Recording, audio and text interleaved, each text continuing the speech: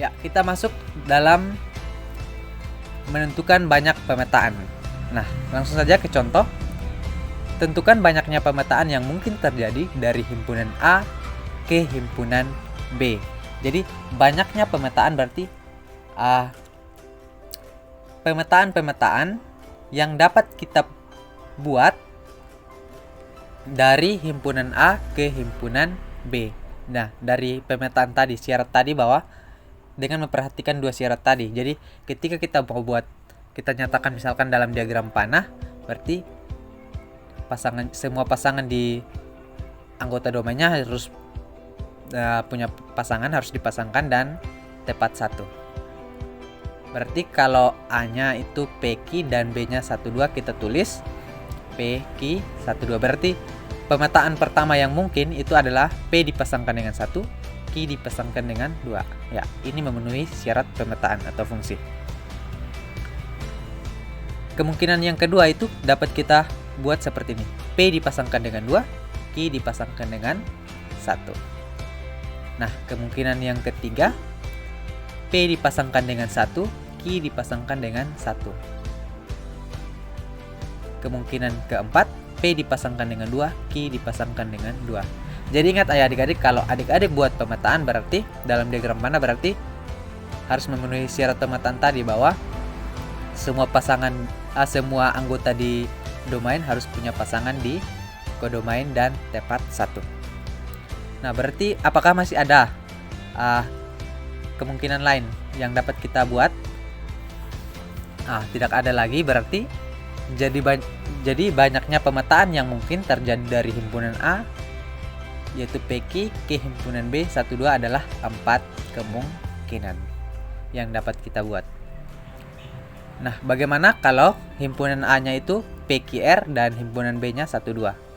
Nah, tadi kalau himpunan A-nya terdiri dari 2 anggota, sekarang himpunan A-nya terdiri dari 3 anggota yaitu PQR, sementara himpunan B-nya masih sama. Berarti diagram panah yang dapat kita buat seperti ini.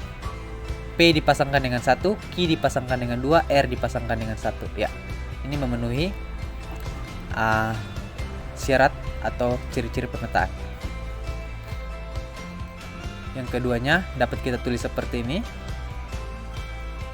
Yang ketiga, ya, jadi semua anggota himpunan A dipasangkan dengan 1. Kemungkinan yang lain kita pasangkan dengan 2. Ya, masih bisa. P dipasangkan dengan 1, Q dipasangkan dengan 1, R dipasangkan dengan 2. Nah, kalau kita adik-adik buat, banyaknya kemungkinan yang bisa kita buat itu ada 8. Jadi dengan memperhatikan syarat-syarat tadi ya adik-adik, syarat dari fungsi atau pemetaan tadi. Jadi banyaknya pemetaan yang mungkin terjadi dari himpunan A ke himpunan B adalah 8 kemungkinan. Ada 1, 2, 3, 4, 5, 6, 7, 8. Nah, kan bagaimana kalau himpunan A-nya itu terdiri dari 6 anggota, himpunan B-nya itu 3 anggota. Nah, kalau digambarkan seperti ini kan banyak. Maka caranya kita lihat pola tadi bahwa banyaknya pemetaan dari A ke B. Nah, banyaknya pemetaan dari A ke B itu 4. Nah, kita lihat banyaknya anggota A itu ada 1, 2 dan anggota B juga 1, 2. Lalu banyaknya pemetaan ada 4.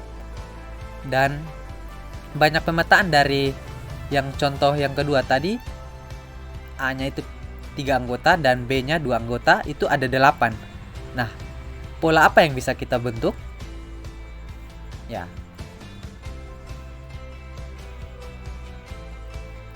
Ya, ini. Kalau 4 itu 2 pangkat 2 dan 8 itu 2 pangkat 3. Nah, dari pola ini berarti 2 ini adalah banyaknya anggota dari B dan 3 ini adalah banyaknya anggota dari himpunan A. Ini kan himpunan A-nya 2, himpunan B-nya 2, berarti 2 pangkat 2. Ini banyaknya himpunan A 3, banyaknya himpunan B 2, berarti 2 pangkat 3. Sehingga banyaknya pemetaan ada 8. Dari pola ini berarti bisa kita tentukan, kita simpulkan banyaknya pemetaan dari A ke B itu adalah Y pangkat X, di mana X itu adalah banyaknya anggota himpunan A, ya, yang pangkatnya ini adalah banyaknya anggota himpunan A, dan Y itu adalah banyaknya anggota himpunan B. Jadi kalau contohnya kalau himpunan A-nya itu banyaknya anggota itu ada 4, B-nya itu ada 3. Berarti 3 pangkat 4. Atau kalau banyaknya anggota 5, banyaknya anggota himpunan A 5 dan banyaknya anggota himpunan B 2, berarti 2 pangkat 5. Ya, begitu ya adik-adik. Jadi menentukan banyaknya pemetaan itu dapat kita rumuskan menjadi Y pangkat X. Ya, sekian dan terima kasih.